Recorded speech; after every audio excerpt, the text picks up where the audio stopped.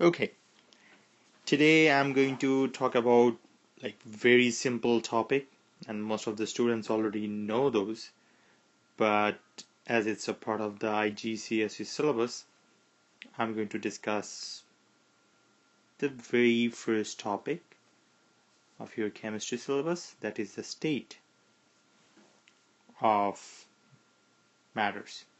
So, before I start, I would like to mention this really important point is that in every lecture, I'm going to mark down few words, very specific words for you to remember, because I found it if you can identify the words that is related to the answer during your exam, you get partial mark. So whenever I'm marking or highlighting any word, try to remember it. And when you are doing your final revision, that helps a lot. Okay, so here it goes. So the very first word, actually words, I'm going to mark is these three words: solid, liquid, and gas. Yes, it's really funny because I have to talk about it. You already know that. But over here, what are they trying to say?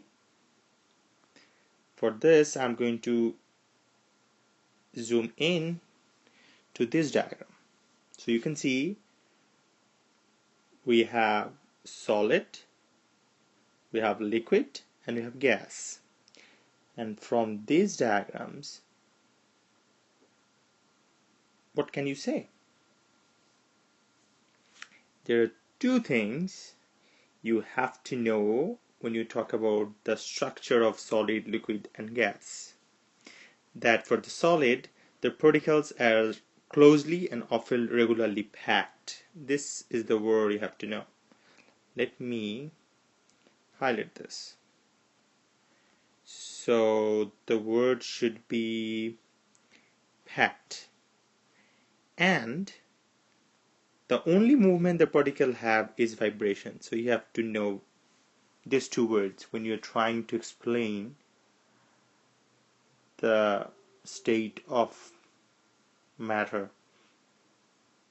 So for the solid, the particles are packed. So can you tell me what will happen for liquid? For liquid, if we go through, there are some gaps. So for solid, the particles are closely packed. For liquid, they are touching, but they have some gaps. And from the diagram, we can easily see there are some gaps. For solid, no, almost no gaps. And for gas, obviously, you can see from the diagram, they are further apart. So the position of particles have been discussed here. So closely packed for solid. For liquid, they are touching, but there are some gaps. And for gas, they are far away. Okay, so this is point one. And what's the point two? I actually mentioned, that is, the particles has no movement. The particles have no movement for solid.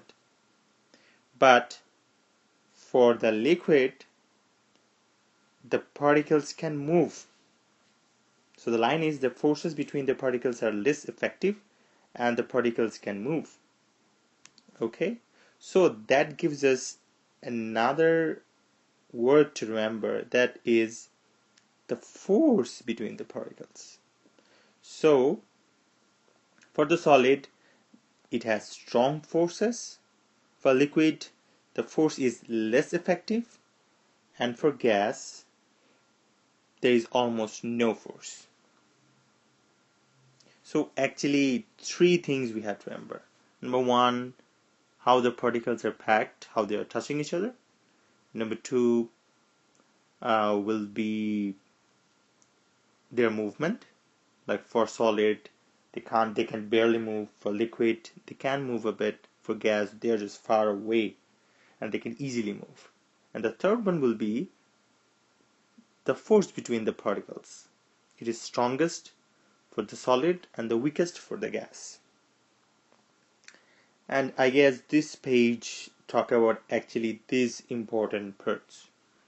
So if you look closely, solid, liquid, and gas, and you have to know these three main idea from this page. So on the next page, I'm going to talk about a bit more about solid, liquid, and gas.